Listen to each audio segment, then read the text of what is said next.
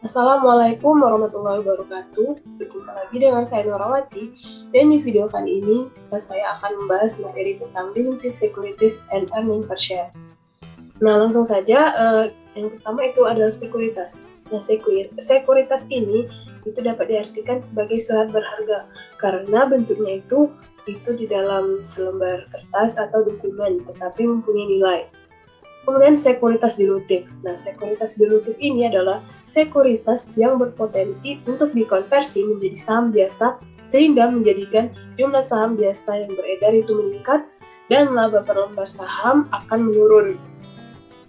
Nah, yang termasuk ke dalam sekuritas dilutif itu yang pertama ada convertible bond atau obligasi yang dapat dikonversi menjadi saham biasa.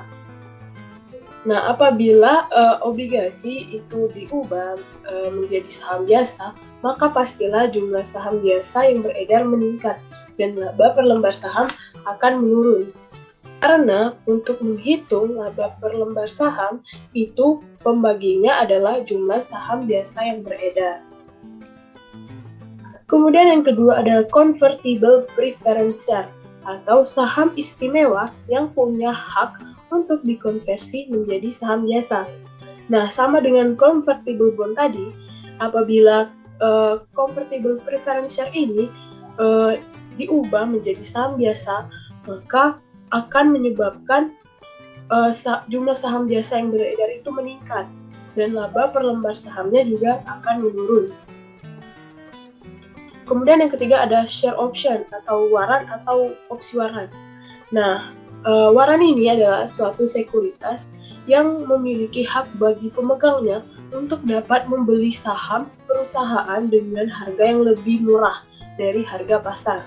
Nah, contohnya itu pemberian bonus kepada karyawan dalam bentuk waran. Nah, sehingga dia dapat membeli saham perusahaan dengan harga yang lebih murah dari harga pasar. Nah, ada sekuritas dilutif yang setelah diperhitungkan itu tidak menyebabkan laba per lembar saham menurun, tetapi meningkat.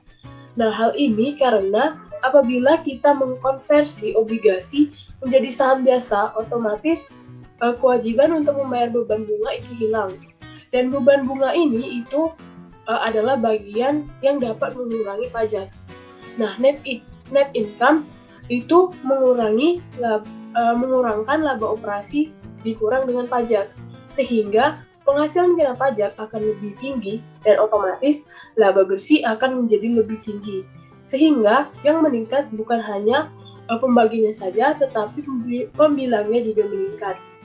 Nah, jadi bisa jadi menyebabkan laba per lembar sahamnya meningkat dan hal ini atau peristiwa seperti ini itu disebut sebagai sekuritas anti dilutif.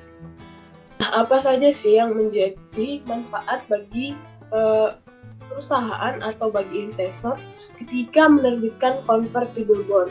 Nah, yang pertama manfaat bagi investor. Yang pertama itu mendapat manfaat dari obligasi seperti garansi memperoleh pendapatan bunga dan pada saat jatuh tempo itu akan mendapatkan pelunasan sebesar prinsipal atau pokok utang obligasi.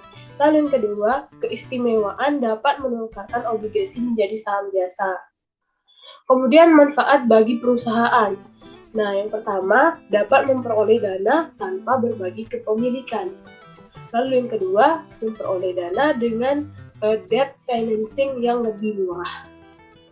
Nah, kemudian itu materi tentang akuntansi terkait convertible bond. Nah, di mana untuk akuntansi convertible bond ini pencatatannya harus terpisah antara liabilitas saja dengan komponen ekuitasnya saja. Nah, karena di dalam convertible bond ini itu mengandung dua unsur, yaitu komponen liabilitas dan komponen ekuitas. Karena hal ini karena dapat dikonversi menjadi saham biasa.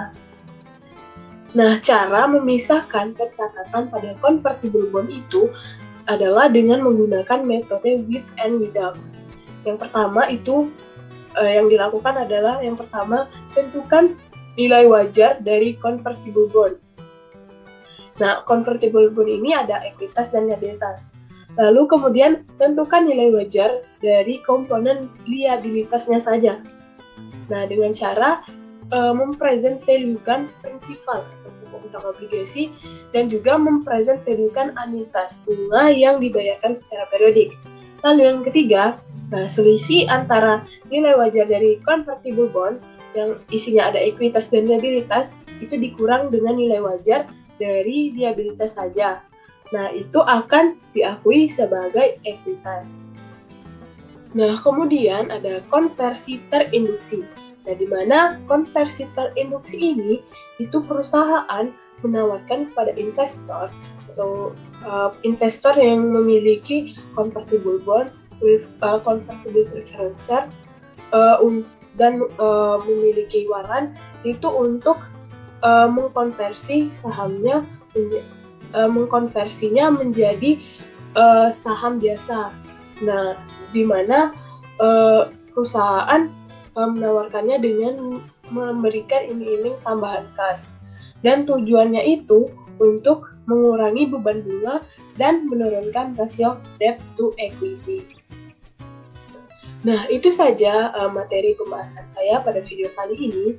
Dan apabila dirasa oleh teman-teman video ini bermanfaat, silakan di-share kepada teman-temannya. Saya akhiri, wassalamualaikum warahmatullahi wabarakatuh.